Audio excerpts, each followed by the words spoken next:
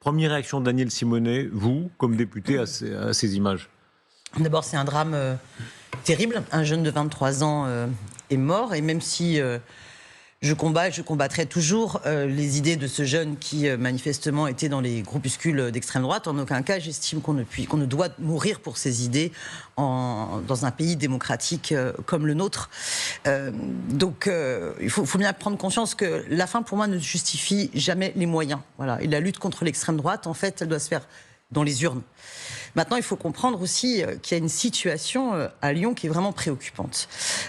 Parce que ces groupes antifa, qui sont donc très éloignés de mes convictions très anti-violence, au point de départ, ils se constituent par réaction au développement de groupuscules d'extrême droite qui organisent des ratonnades, qui organisent des lynchages de rue contre les personnes LGBT et qui, du coup, s'auto-définissent comme devant d'abord analyser comment évolue l'extrême droite, repérer le développement de ces groupes et être des brigades d'autodéfense.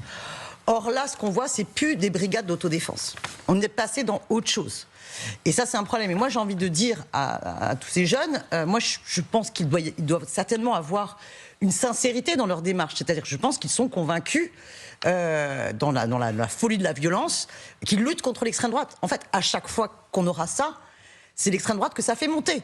Et l'extrême droite est aux portes du pouvoir dans ce pays. Les deux camps sont convaincus. C'est des militants, ils sont convaincus, les deux sont convaincus. Oui, mais comment dire, comprenez d'où je parle. Moi, je suis profondément républicaine, profondément attachée à la liberté, égalité, fraternité, à la lutte contre le racisme, contre l'antisémitisme, à la lutte contre l'LGBT-phobie. Je suis profondément féministe. Tout ce que déteste l'extrême droite, ces groupuscules-là. Et pour autant, je dis, combattre autrement que par les idées ces groupuscules-là et y aller par la violence, ça ne peut que conduire à une escalade de violence. Là, aujourd'hui, un jeune est mort.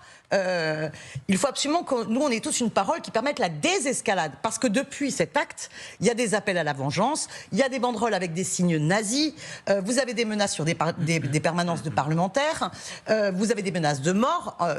Attention!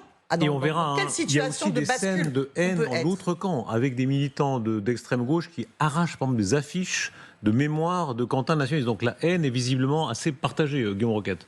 Oui, alors, moi je n'ai pas vu ces images avec suffisamment de précision pour savoir si on y reconnaît Quentin de Ranc ou non.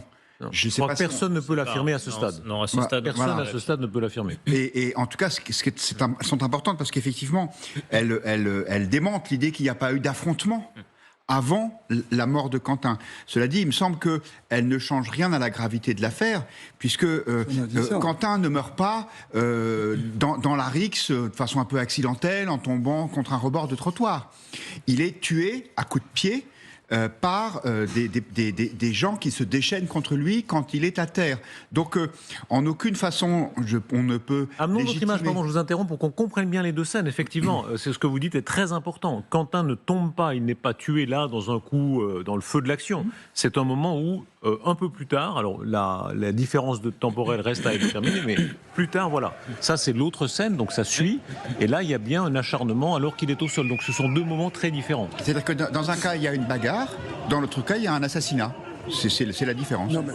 Bah si, moi je dis que si. Non, je n'ai pas dit non, bien évidemment. Non, mais voilà, il y a une enquête pour homicide volontaire. Oui, mais pas un assassinat. Ce sont les propos du procureur. Personne ne dit ça, mais ce que je veux expliquer, c'est que ça ne peut que dégénérer.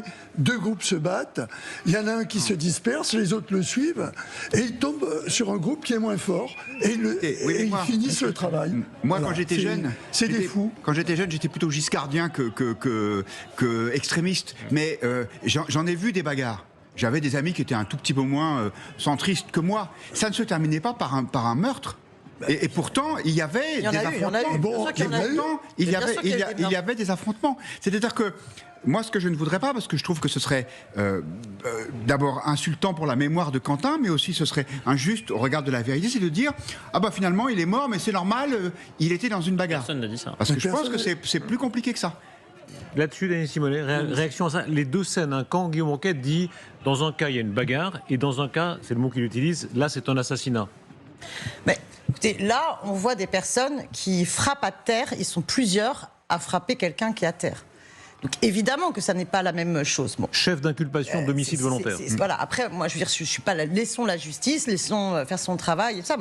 Mais ce qu'il faut bien se rendre compte, c'est que notre rôle là, c'est de stopper l'escalade de cette violence. Vous avez déjà eu plus de 102 actions de violence attribuées à l'extrême droite radicale dans l'agglomération lyonnaise. Vous avez eu déjà énormément de violence par ces différents groupes-là. Et moi, ce que je souhaite dire, c'est aux groupes antifascistes, l'escalade de la violence doit absolument cesser, doit redescendre. Parce que c'est une impasse. Et vous le dites aussi aux antifas, vous le dites aux deux groupes. Exactement. Oui, parce que dans notre pays démocratique, on doit résoudre les problèmes par le bulletin de vote. Mais pourquoi est-ce qu'à un moment donné, Madame la députée, pardon, vous avez juste une phrase. Si vous avez des brigades antifa qui se sont mis en place, c'est parce qu'il y avait eu énormément d'exactions par des groupes fascistes contre les personnes du fait de leur couleur ou de leur orientation sexuelle. Et pour autant, là, si ça devient une milice, c'est une milice. Et moi, je suis contre, quelle que soit l'autoproclamation du camp. On va arriver dans quelques instants au cœur, un des cœurs de l'information ce soir, c'est ce qui est attribué ou non à l'ex-jeune garde et à l'assistant parlementaire du député LFI, votre ancien collègue LFI, Monsieur Arnaud. Mais d'abord j'ai jamais été en même temps que lui dans la France Insoumise. Les filles, je disais les filles, mais vous êtes. Oui, parce que c'est important comme détail, parce que bien sûr. C'est au moment où Jean-Luc Mélenchon vient le chercher, c'est le moment où par ailleurs il exclut ceux qui sont pour une stratégie unitaire. Aujourd'hui, quand vous voyez ces images, la deuxième scène, quelle est pour vous la responsabilité? On voit monter le débat sur l'idée d'une responsabilité collective. Est-ce que pour vous la responsabilité reste classiquement personnelle, c'est-à-dire c'est la personne qui porte le coup qui est responsable, point, ou bien est-ce que vous considérez qu'il y a une sorte de procès légitime en responsabilité morale, Guillaume Roquette? Moi, je pense que la jeune garde n'a jamais été un mouvement pacifique. D'ailleurs, avant même d'être élu député, Raphaël Arnaud a été condamné pour violence à la tête de cette milice. Et donc, je pense qu'il y a une responsabilité politique de la part de la France Insoumise d'avoir toujours soutenu ce mouvement, alors même qu'on connaissait son histoire. Je vous rappelle qu'en 2023, Jean-Luc Mélenchon est même allé au camp d'été de la Jeune Garde. Et croyez-moi, on ne faisait pas simplement chauffer des chamallows sur le feu de bois, à mon avis, dans ces camps-là. Et il a expliqué que c'était les jeunes camarades, que c'était une organisation liée. Jusqu'à il y a quelques heures, j'allais presque dire quelques minutes, la France Insoumise disait « La Jeune Garde n'a rien à voir avec ce qui s'est passé ». De toute évidence, c'est un peu plus compliqué que ça. Sur la responsabilité collective, votre avis, c'est-à-dire, il y a vraiment deux façons. Une façon classique de dire la responsabilité, c'est personnel, point. On ne peut pas commencer à dire oui, mais on est un peu responsable parce qu'on a parlé.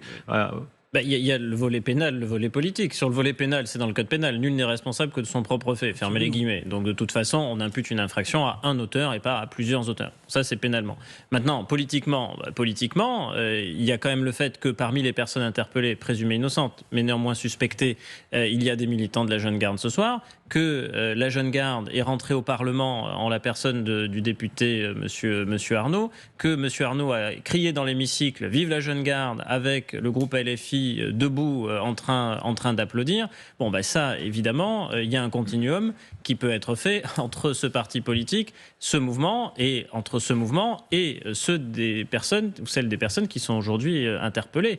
Maintenant, on verra si l'enquête conclut à leur responsabilité et si, in fine, ils sont condamnés. Mais en tout état de cause, si ça se terminait ainsi, il faudrait que la Jeune Garde rende compte et que LFI rende compte pour avoir permis à la Jeune Garde de rentrer au Parlement. Donc là, il y a quand même une difficulté, parce que quand par les mots, vous encouragez, en créant une atmosphère, le passage à l'acte d'autres, il y a une antichambre, et après, il y a ceux qui passent à l'acte. Mais on ne peut pas dire qu'il y a une cassure entre ceux qui sont passés à l'acte et ceux qui les ont incités par le discours à agir, de la même façon qu'il n'y a pas de cassure entre le frérisme et le djihadisme. Allons aux précisions avec vous, Kadia Doumbouya, sur ce qu'on sait à ce stade de ce parlementaire, de cet assistant parlementaire LFI, que plusieurs témoins accusent d'avoir participé aux violences. Oui, alors il s'appelle Jacques-Élie Favreau, c'est cet assistant parlementaire, effectivement, qui a donc été placé en garde à vue officiellement. Il s'est retiré de ses fonctions depuis le drame. Plusieurs témoins affirment effectivement qu'il a participé à ces violences de jeudi. Et d'ailleurs, hier, Yael Braun-Pivet avait annoncé sa suspension temporaire des droits d'accès à l'Assemblée nationale. Alors effectivement, il n'est pas l'assistant parlementaire de n'importe qui à LFI, puisque c'est l'assistant parlementaire, vous l'évoquiez tout à l'heure, Guillaume, de Raphaël Arnaud. C'est celui qu'on voit ici. Du Vaucluse, effectivement, voilà. Mais surtout, le fait notable dans cette affaire, c'est qu'effectivement, Raphaël Arnaud, en 2018, il a cofondé la Jeune Garde, ce groupuscule antifasciste, donc pointé du doigt dans ce drame. Alors, selon Manuel Bompard, le coordinateur de LFI, Raphaël Arnaud n'exerce plus aucune fonction ni responsabilité dans ce groupuscule. D'ailleurs, on apprend ce soir, l'information vient de tomber il y a quelques minutes, que Raphaël Arnaud dit avoir engagé la procédure pour mettre fin au contrat de son collaborateur interpellé, donc au contrat de Jacques-Élie Favreau, qui est en garde à vue actuellement. Donc Raphaël Arnaud, je vous le disais, n'exerce plus aucune fonction dans ce groupuscule depuis qu'il a été élu député à LFI. Il a été fiché S, vous l'évoquiez aussi tout à l'heure Guillaume, pour parler renseignements intérieurs, condamné en 2022 à 4 mois de prison avec sursis pour violence volontaire en réunion. C'était lors d'une manifestation où il avait qualifié cette violence d'autodéfense par LFI. Donc la version, c'était qu'il s'était interposé pour protéger une manifestation LGBT. Guillaume Enquête, là, pour vous, qui porte le poids de la responsabilité présumée à ce stade? C'est-à-dire, est-ce que c'est cet homme, M. Favreau, ou Raphaël Arnaud, le député, ou plus largement LFI? Je crois que c'est l'enquête qui le dira.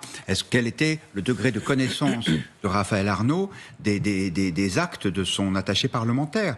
Mais je pense qu'il y a clairement un continuum politique. C'est-à-dire qu'il y a une légitimation de la violence. Quand vous faites entrer le fondateur de cette milice, vous en faites de la violence, il y en a partout. Il y en a à l'extrême droite, il y en a à l'extrême gauche. Simplement, moi, je ne fais pas un signe égal entre le Rassemblement national et la France insoumise, parce que quand le RN a une brebis galeuse, elle l'exclut. Quand la France insoumise... vraiment... Je vais terminer ma phrase, s'il vous plaît, madame. Quand la France insoumise a une brebis galeuse, elle en fait un député de la République. Et elle est là, la différence. Et c'est pour ça qu'aujourd'hui, je pense qu'il faut que la France insoumise rende des comptes. Parce que la Jeune Garde, qui est un mouvement, vraiment un mouvement frère de la France insoumise, dont la proximité est sans cesse se renouveler. Il y a encore quelques semaines, la France insoumise participait à une initiative pour essayer d'éviter la dissolution de ce mouvement. Vous me direz, il n'était pas tout seul. Europe Écologie Les Verts avait aussi signé une pétition contre la dissolution de la Jeune Garde. Mais il y a là, encore une fois, un continuum. Je ne dis pas du tout que... ce sont des députés LFistes qui sont responsables de ce qui s'est passé. Je dis simplement qu'il y a une forme de complaisance pour la violence à la France insoumise, et le Premier ministre l'a rappelé tout à l'heure, qui pose un vrai problème démocratique. Les réactions à ce que vous dites, quand vous dites, au fond, le RN a fait un ménage pour ce qui concerne la violence que LFI n'a pas accompli. Mais là, on est dans le récit. Hein. Là, on est dans le récit, la légende et l'instrumentalisation du fait par la droite alliée à l'extrême droite. Voilà. Que ce soit de LR, en passant par un bon nombre de macronistes, Renaissance et RN, on est face à une stratégie, d'ailleurs internationale, d'alliance des droites et de l'extrême droite, et qui veut faire croire qu'il n'y a plus du tout de violence en leur sein, mais que la violence, elle est à gauche. Moi, je voudrais quand même rappeler des faits. Et pour autant, je condamne la violence, y compris quand elle est à gauche. Bon.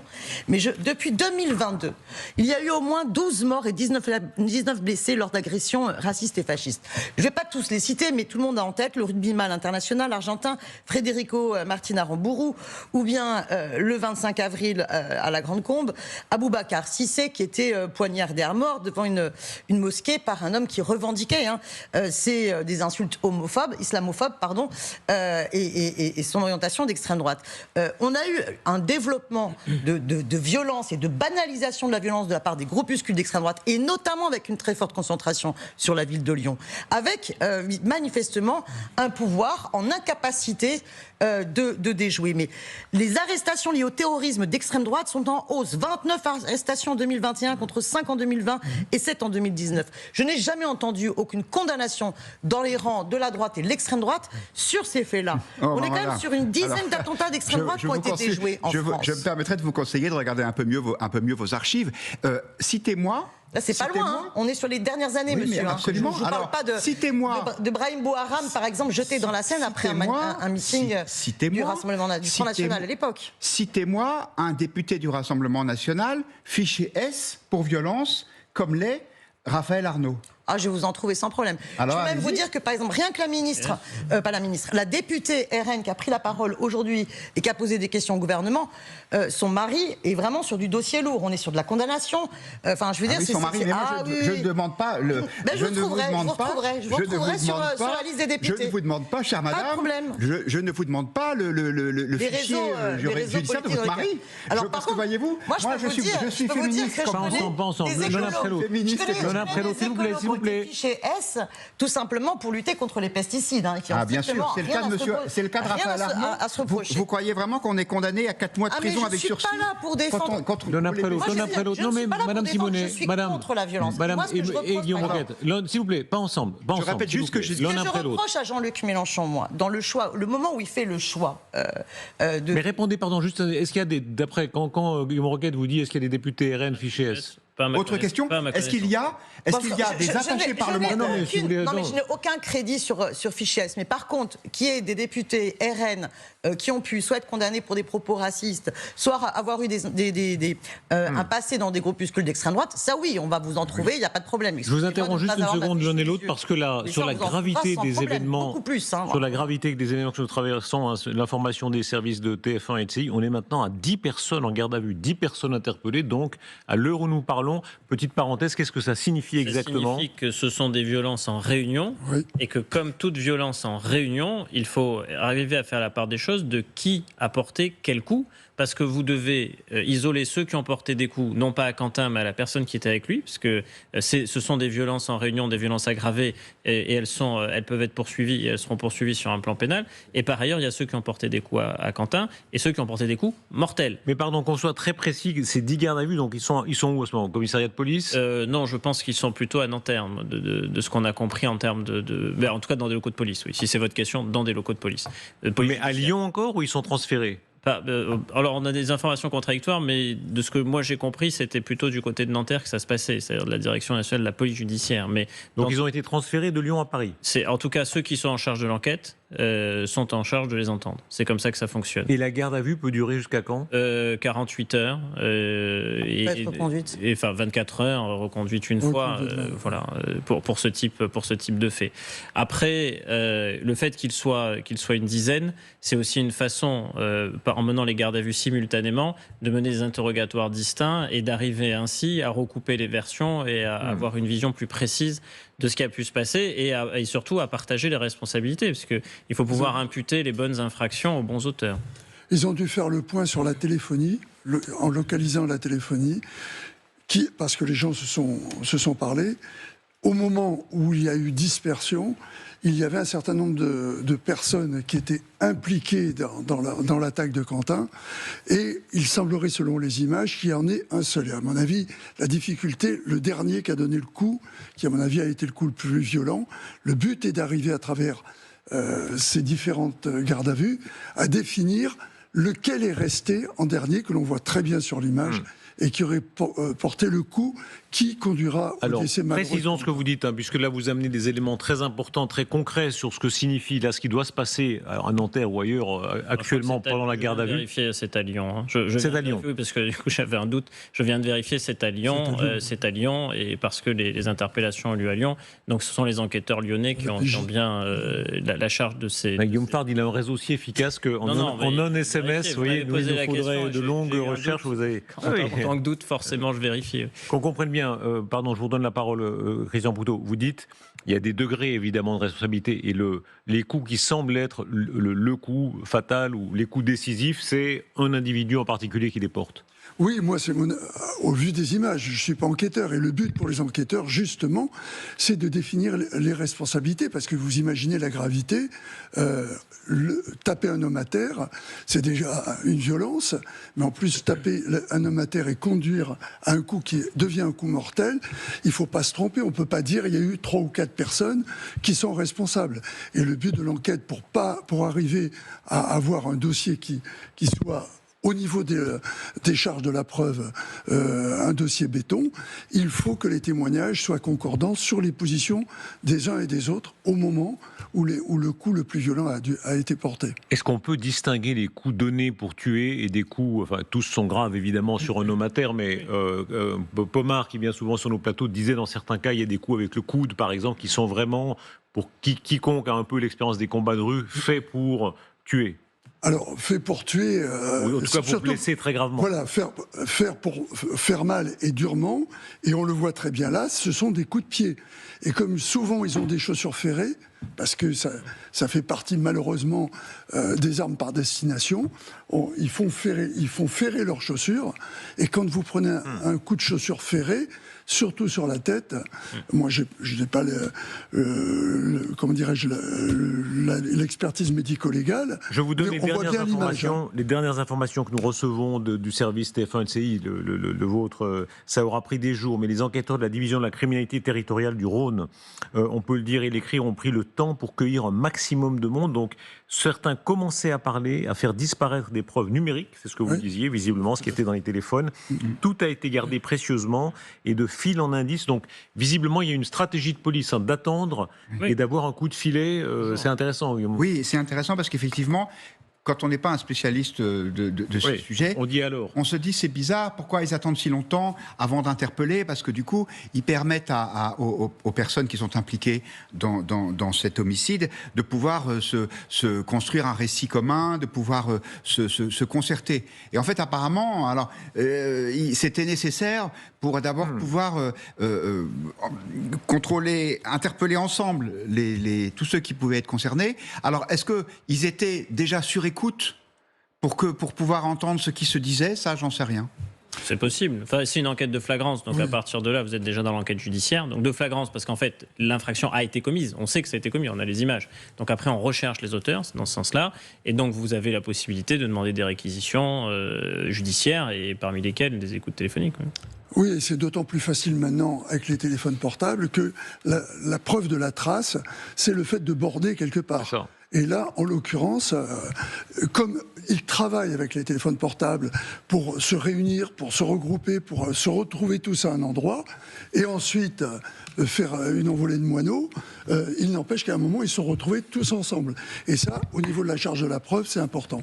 L'énorme écho politique, c'est une crise nationale majeure et avec la dimension évidemment partisane, on l'a compris dans les échanges que vous aviez tout à l'heure, mais aussi la dimension transpartisane. La minute de silence tout à l'heure à l'Assemblée nationale, regardez, elle a été observée et elle a donné lieu ensuite à un échange très dur entre, voilà, ça c'est le moment de la minute de silence tout à l'heure, qui a été diversement commenté et ça a donné lieu à ce qu'on va entendre maintenant, c'est-à-dire un échange entre Mathilde Panot et le Premier ministre sur le thème, enfin, est-ce qu'on a une sorte d'égalité de traitement devant les morts politiques auxquelles on a pu assister? Écoutez. Il vous aura fallu ce drame pour sortir enfin du silence. Nous ne vous avons pas entendu sur l'assassinat du rugbyman Federico Aramburu, à 2 kilomètres seulement de notre assemblée par des militants du GUD, ni sur les 12 personnes tuées par l'extrême droite depuis 2022. Madame la présidente Panot, ce que vous venez de faire est absolument ignoble et abject.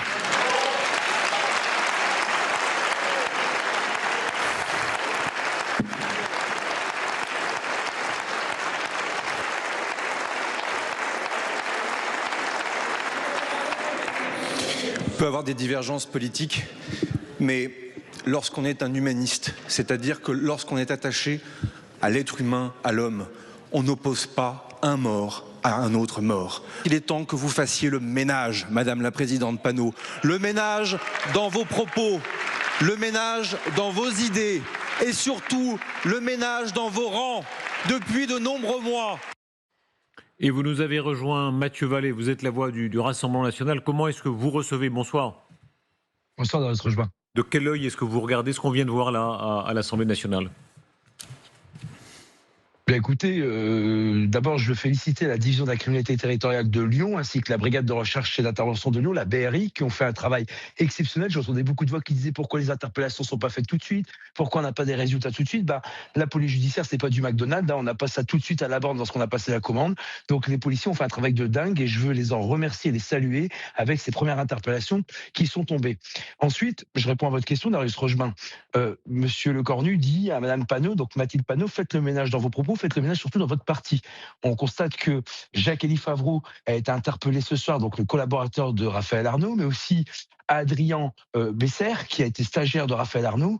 Donc toute cette galaxie qui gravite autour de Raphaël Arnaud aujourd'hui interroge. L'enquête devra démontrer quelles ont été leurs responsabilités, quelles ont été leurs implications, quels sont les faits qui vont pouvoir leur être imputés ou pas en fonction de ce que les gardes à vue vont donner.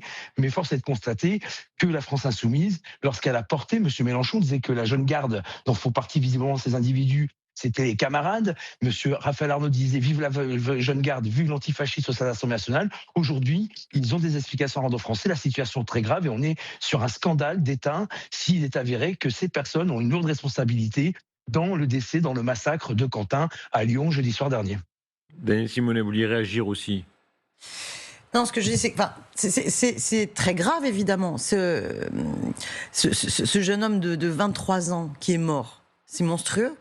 Mais ce que je trouve assez horrible, c'est comment la droite et l'extrême droite essayent d'exploiter cet événement pour faire croire que, finalement, la gauche est le camp de la violence quand l'extrême droite est devenue le camp des non-violents. Or, il y a les travaux d'Isabelle Sommier, qui a écrit un ouvrage sur violence politique et qui a étudié 6000 cas de violence politique survenus entre 86 et 2021. Et c'est extrêmement intéressant de savoir qu'est-ce qui en ressort. 53 personnes mortes suite à des violences idéologiques sur cette période.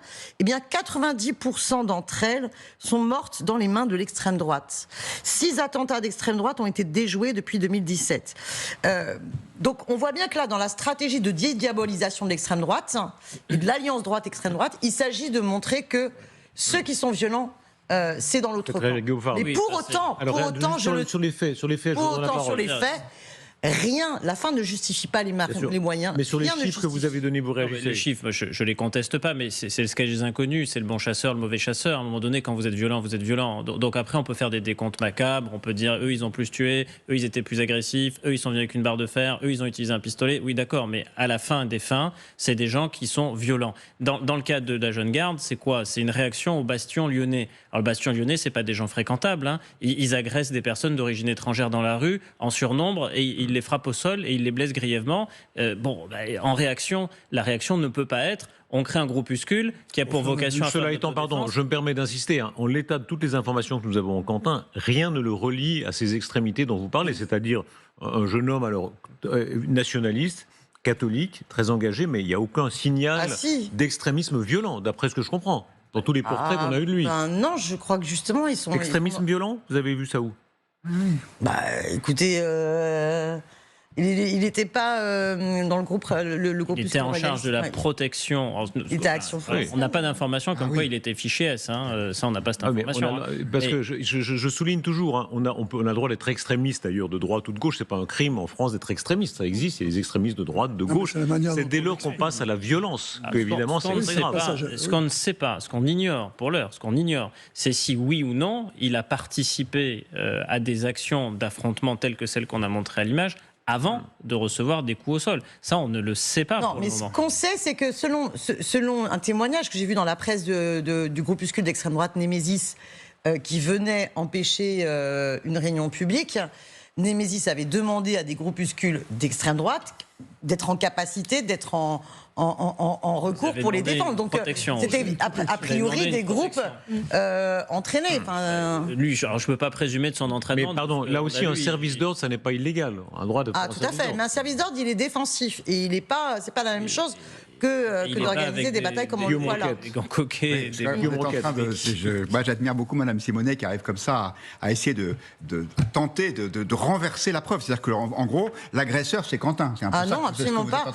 J'arrête pas de dire que qu'il est dans un... Mais non, vous comprenez. Non, mais soyez pas de mauvaise foi. Depuis le début, je dis que c'est inacceptable. On vous a entendu, mais vous avez la parole. Laissez aussi parler Guillaume Roquette. Je vais essayer de terminer ma phrase. Effectivement, il y avait eu ce rassemblement de féministes identitaires Némésis à côté de Sciences Po Lyon et qui a déroulé une banderole qui, je crois, disait « Dehors les islamo-gauchistes ».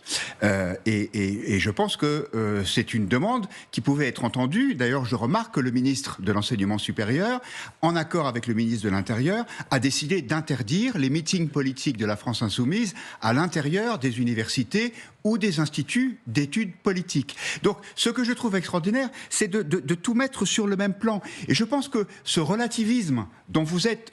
À mon avis, vous n'êtes pas complètement sincère quand vous dites ça, parce que vous essayez de défendre votre camp, et en même temps, vous connaissez trop la France insoumise de l'intérieur. Vous avez sûrement lu La Meute, comme moi, pour voir un petit peu quelles sont les méthodes de votre ancien parti. Donc, je pense que vous savez bien qu'il y a une forme de violence à la France insoumise. Mais par solidarité de gauche, j'imagine, vous essayez de faire croire que c'est Quentin l'agresseur. Je pense que vous n'êtes pas très crédible. Et vous dites il a été proche de l'Action française. Ben oui, comme le maréchal Leclerc, comme De Gaulle dans sa jeunesse, comme Honoré d'Estiendorf, résistant héroïque. Donc, c'est pas la même chose de lire des livres radicaux et de tuer quelqu'un à un coup de pied. Vous pouvez comprendre ça? Parce qu'il n'y a pas du tout eu de violence dans les réseaux d'Action française. Non mais vous rigolez ou quoi? Enfin, je veux dire, tout le monde le sait quand même qu'il y a des groupuscules d'extrême droite extrêmement violents. Tout ce que je vous ai dit sur les études qui ont été faites par cette femme dont j'ai cité tout à l'heure, mais il y a une violence théorisée dans l'extrême droite. Et justement, ce que je n'arrête pas de dire, c'est que si la gauche, elle se trompe et qu'elle croit que la fin justifie les moyens, c'est l'extrême droite qu'on aidera. Alors c'est votre souhait. Votre souhait, c'est que l'extrême droite, elle arrive au pouvoir. Et votre souhait, c'est qu'il y ait une alliance droite-extrême droite pour conquérir le pouvoir. Je vais vous abonner, au Figaro Magazine. C'est que j'ai un désaccord. Voilà. Moi, j'ai un désaccord quand Jean-Luc Mélenchon, décide d'exclure de la France insoumise Alexis Corbière, Hendrik Davy, moi-même, et que Clémentine Autain et François Ruffin décident de quitter la France insoumise. C'est le moment où il choisit justement de faire entrer Raphaël Arnaud et de donner une investiture. C'est-à-dire que nous défendions une stratégie pour battre l'extrême droite dans les urnes, une stratégie d'union de la gauche et d'une primaire commune qui aura lieu d'ailleurs le 11 octobre pour définir un seul candidat pour toute la gauche. Il refuse cette stratégie. Alors, et il fait la stratégie de l'alliance des gauches plus radicale. Restons bien l'événement et je vais vous donner la parole dans un instant. On va passer par vous, Mathieu Vallée, vous réagissiez et par ce que dit ce soir notamment Jean-Luc Mélenchon, c'est très important d'entendre. Mais Mathieu Vallée d'abord. Non, mais Mme Simonet, elle élude le fait que Raphaël Arnaud, je ne sais pas si vous l'avez vu, Mme Simonet sur les réseaux sociaux, il y a un clip qui ressort, Furious Monkey, qui est un groupe d'anarchistes antifascistes d'Alès, où on a dans ce clip violent, sexiste, haineux, des appels au meurtre, au massacre et au viol des Français de droite, où il y a M. Raphaël Arnaud en 2021 qui figure dans ce clip. Donc force est de constater que vous faites la respectabilité sur tout le monde, alors que vous avez été vous-même exclu, dites-vous, vous n'êtes pas grade vis-à-vis de Jean-Luc Mélenchon, alors que M. Raphaël Arnaud était sulfureux, il a été condamné pour des violences volontaires en Réunion, pas pour défendre quelqu'un. D'ailleurs, il aurait fait appel sinon, mais parce que il est impliqué dans des violences sur quelqu'un qui pensait être un fasciste et qui, avec d'autres camarades, ils ont frappé. Donc il faut être honnête, il faut dire les choses. Et je termine, Madame Simonet, je suis étonné, comme vous, que la presse d'extrême gauche qui lasérise mon parti en permanence n'ait pas trouvé la galaxie qui gravitait autour de Raphaël Arnaud, ses fréquentations, les personnes avec qui il travaillait, et la jeune garde, Madame la jeune garde, dont vous dites que c'est des groupes d'autodéfense. Ça veut dire quoi? Ça veut dire que c'est des milices d'ultra-gauche, parce qu'en renseignement on dit ultra-gauche, Monsieur Fard peut confirmer sur le plateau, et donc simplement ces milices, elles sont violentes, et elles sont pas là pour être pacifiques, et dans la République, il y a que la gendarmerie et la police qui font régner la loi. Et d'ailleurs, vous le reconnaissez dans votre parti, vous dites, ils font le travail de la police et la gendarmerie. Donc avant d'aller dans l'histoire au calendrier grec, moi vous savez madame, j'ai été commissaire de police, je suis pas extrémiste, j'ai défendu la République plus que vous, je pense que vous étiez dans un bureau, moi j'étais sur le terrain, et donc un peu de respect, arrêtez de faire la hiérarchie des morts, c'est insupportable et c'est abject. J'ai aucun respect pour les groupuscules d'extrême droite qui à Lyon sévissent depuis des années, monsieur. Et descente, madame, surtout avec le pédigré visiblement que l'enquête va démontrer. Vous voulez répondre? Non, je n'ai aucun respect pour les groupuscules d'extrême droite qui sévissent à Lyon depuis des années. Ça, je n'en ai aucun. Et ce que je dis, c'est que je pense que les militants antifascistes lyonnais qui ont mis en place des groupes de défense pour justement empêcher les ratonnades, empêcher les agressions sur les personnes LGBT, là, sont passés à un autre mode d'action. Et moi, personnellement, je suis contre toutes les formes de violence physique. Voilà. En démocratie, ça n'est jamais par la violence physique que l'on lutte. Et d'ailleurs, d'ailleurs, il y a une vraie bataille féministe contre ce virilisme, parce que c'est ce mode de fonctionnement qui est responsable de tout ce déchaînement de violence. Voilà. On va poursuivre dans la discussion, mais d'abord, que dit ce soir la France Insoumise, et en particulier Jean-Luc Mélenchon? Oui, il s'est exprimé il y a à peine une heure, hein, Jean-Luc Mélenchon. Sa toute première réaction, d'ailleurs, ce soir, depuis la mort de Quentin Dorenc. Écoutez, ça interroge pour le moins. Ainsi, je veux dire à ceux qui, pour utiliser la situation, pour en faire un usage politicien, ont prétendu que cet homme était là quasi par hasard et qu'il était venu peut-être pour une amicale partie de canasta ou bien pour enfiler des perles, que c'était un militant politique qui était venu dans le propos délibéré d'associer son action à celle d'une milice, car depuis, cela est prouvé. Il n'y a jamais eu un guet-apens monté spécialement contre lui, même si en effet, à la fin, il y a une violence tout à fait insupportable qui s'est déchaînée contre lui. Alors voilà, ça fait à peine une heure qu'il s'est exprimé. En tout cas, déjà beaucoup de réactions. Certains regrettent évidemment qu'il n'y ait pas eu davantage de compassion envers la victime. Il faut dire que Jean-Luc Mélenchon, il n'y a pas si longtemps que ça, juste avant la dissolution de la Jeune Garde, il avait publiquement soutenu ce groupuscule.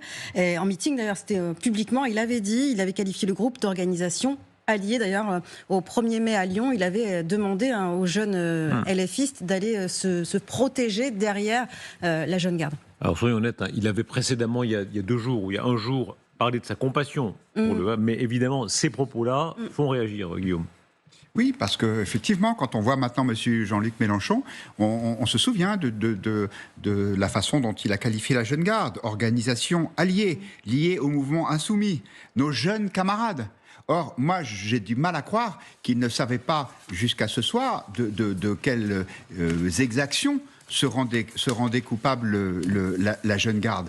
Et donc, je pense que ça va être de plus en plus difficile pour la France insoumise d'admettre ou d'affirmer plutôt qu'ils n'ont rien à voir avec ce qui s'est passé, d'autant que les députés de ce parti se sont succédés pour dire que la Jeune Garde n'avait rien à voir avec ça. Or, il semblerait que tous les personnes qui ont été interpellées ce soir étaient ou membres ou proches de la Jeune Garde. Donc là, il y a quand même un petit problème de cohérence, et je crois que la France insoumise va devoir rendre des comptes politiquement. C'est-à-dire que, bien sûr, seuls les gens qui ont frappé sont responsables de leurs actes. Je ne crois pas une seule seconde que c'est Jean-Luc Mélenchon qui a commandité cet homicide atroce. En revanche, il y a quand même eu une forme de complaisance vis-à-vis de la violence qui, ce soir, au vu de ce qui s'est passé, apparaît comme difficilement acceptable. Et moi, je n'aimerais pas être à la place des gens des autres partis de gauche qui s'apprêtent à signer les accords électoraux avec la France insoumise. J'aimerais vous entendre sur le risque du dos à dos, c'est-à-dire quand on voit les images, ce sont les images de la soirée, et je rappelle pour celles et ceux qui nous rejoignent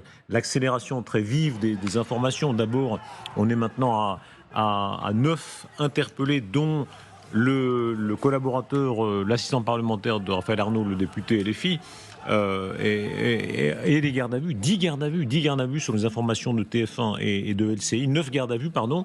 Et la situation où nous sommes ce soir, où en voyant ces images, certains, à tort ou à raison, mais j'aimerais vous entendre là-dessus, auront tendance à renvoyer dos à dos, à dire au fond, oui, ben voilà, il y a eu un peu au fond de la violence des deux côtés. Là-dessus, Christian Proutot, puis et les autres. Alors, moi j'aimerais qu'on revienne à Quentin, parce que ce garçon a perdu la vie, et il a perdu la vie pour la même raison que les autres lui tapaient dessus. C'est-à-dire au nom de ses idées, il avait des idées, il est venu, et il a perdu la vie pour ça. Mais on est où? On est dans quel pays où tout d'un coup on se bat au point de faire perdre la vie à quelqu'un qui ne pense pas comme vous? On peut très bien ne pas penser comme vous et ne pas avoir ce qui est, quand on a une certaine éthique, le pire, c'est-à-dire taper un homme à terre. Et dans les images que j'ai vues, moi, je ne cherche pas à savoir, au-delà de ce que je vois, d'autres responsabilités que quelqu'un qui est sûrement un adulte a donné un coup de pied à quelqu'un qui était à terre. Et si on n'enseigne pas à notre jeunesse que des gestes comme cela sont des gestes qui, à aucun moment, ne peuvent être défendus, à aucun moment ne peuvent être respectables, et amènent l'opprobre sur toutes les valeurs, même les plus belles que vous défendez, eh bien, on n'y arrivera pas. Voilà. Guillaume Fard, là-dessus, hein, sur le risque du dos à dos, parce qu'effectivement, voilà, maintenant il y a ces images de risque, quoi. Alors évidemment, certains diront, bon, au fond, c'était dans l'action. En fait, ça éclaire un contexte. Et ce sont des images importantes en ce sens, parce qu'on ne peut pas, d'ailleurs aucune enquête judiciaire se fonde sur une séquence unique. Il faut bien comprendre ce qui se passe avant, ce qui se passe pendant, ce qui se passe après. Il y a toujours une unité de temps dans une action criminelle, une action délinquante. Donc sur ce qui se passe avant, on comprend mieux qu'il y a eu des affrontements violents et que ceux qui ont porté des coups, et notamment des coups mortels sur Quentin, ne sortaient pas de nulle part. Et que dans ce qui s'est passé avant, à tout le moins, ils se sont bagarrés. Avec Quentin, on n'en sait strictement rien. Avec d'autres que lui, indéniablement au regard des images. Et que donc ça éclaire aussi un contexte. Maintenant, ce qu'il faut comprendre, c'est où était précisément Quentin. C'est lui la victime décédée. Il n'y a pas que lui comme unique victime. Il y a aussi d'autres personnes qui ont été frappées, qui ont été blessées. Il y a notamment un de ses camarades qui a aussi été frappé au sol. Alors lui a survécu, mais il n'en reste pas moins victime aussi. Et donc il faut bien comprendre, dans cette action-là que l'on voit à l'image, est-ce que Quentin était présent ou pas? Qu'est-ce qu'il faisait? Est-ce qu'il a participé, pas participé? C'est tout ça qu'il faut comprendre, parce que ça éclaire évidemment une action, un contexte, des incriminations pénales et in fine des condamnations, parce que toutes ces images-là, vous savez où est-ce qu'elles vont partir? Elles vont partir dans le dossier judiciaire. Et donc à la fin des fins, quand il y aura un procès, parce qu'il y aura un procès, comme il y en a eu pour les meurtriers de Clément Méric, il y aura un débat judiciaire contradictoire et on présentera ces éléments. Arrêtons-nous à la figure de la victime. Il y a dans votre journal Le Figaro, Guillaume, un portrait, très complet portrait. Dites-nous quelques mots de ça, c'est-à-dire ce qu'on sait aujourd'hui de Quentin de Ranc. Alors c'est un jeune homme qui est ce qu'on appelle, de façon peut-être un petit peu simpliste, un chrétien identitaire, c'est-à-dire que il était élevé dans une famille qui était indifférente à la religion catholique, puis il avait redécouvert cette religion catholique à tel point que il avait été le parrain de confirmation de son père. Donc il y a ce chemin-là. D'après ce que j'ai compris, il avait été attiré par les idées de l'Action française. Je ne dis pas par des actions violentes, je le dis pour Madame Simonet, pour qu'on fasse bien la différence, et que, semble-t-il, il s'était éloigné de ces idées-là. C'est intéressant parce que ça montre un jeune homme qui essayait de trouver une forme de cohérence dans sa vie. Et moi, je rappellerai volontiers le souvenir de Charlie Kirk aux États-Unis, qui était un influenceur très connu, ce que n'était pas du tout Quentin de Ranc, mais qui lui aussi était à la fois un chrétien engagé et qui essayait de rétablir un peu de pluralisme dans le débat. On se souvient que Kirk a été assassiné alors que au sein même d'une université, il débattait avec des étudiants. L'importance de pouvoir être toujours en deçà de la violence. Il y avait sur ce plateau il y a quelques jours Michel-Édouard Leclerc, et c'était très frappant de dire, il disait dans sa propre famille, il y avait eu des gens d'extrême droite, d'extrême gauche, et c'est normal, ça c'est le dialogue démocratique. Et c'est dès lors qu'on bascule dans la violence qu'on tombe vraiment dans quelque chose qui est très dangereux. Oui. Moi, je pense que, de toute façon, quel que soit le profil, les convictions, on n'a pas à mourir. Voilà, on n'a pas à mourir pour ses idées, quelles que soient ces idées-là. Je trouve par ailleurs étonnant le parallèle que vous faites, mais sans doute, à ce moment-là, il faut assumer le parallèle jusqu'au bout. Trump a utilisé l'assassinat pour justement jeter l'opprobre sur l'ensemble de la gauche. C'est quand même ça ce qui s'est passé aux États-Unis, alors qu'un assassinat politique est un assassinat politique et totalement inacceptable. Moi, ce que j'aimerais à ce jour, c'est qu'on soit tous là pour contribuer à la désescalade. Et que dans le cadre de la désescalade, on ne laisse pas non plus passer, les signes de croix nazie qu'on a pu voir sur la place de la République, les menaces de ratonnade qu'il y a pu avoir hier sur le boulevard de Ménilmontant. Voilà, toute cette volonté de menacer les députés, de saccager les permanences, de faire les menaces de mort, il faut que tout ça, ça s'arrête. Madame la députée, je donne cette information encore. Le Figaro condamne aussi tout cela. Mais qu'est-ce que c'est que cette plaisanterie? Parce que vous ne l'avez pas fait. Mais enfin, madame, Vous ne l'avez pas fait. Mais enfin, madame, vous plaisantez. Est-ce que vous voulez que je vous montre mon compte X sur lequel il y a des gens d'extrême gauche qui disent que je devrais être pendu pour avoir refusé de mettre un signe égal entre l'ayatollah Khamenei et Benyamin Netanyahou? Tous ceux qui peuvent avoir des propositions de notre égard. Nous sommes d'accord. Nous sommes d'accord avec cela, mais il se confirme décidément que vous n'êtes pas abonné au Figaro. On poursuivra. Voilà, vous offrirez un abonnement au Figaro. Merci.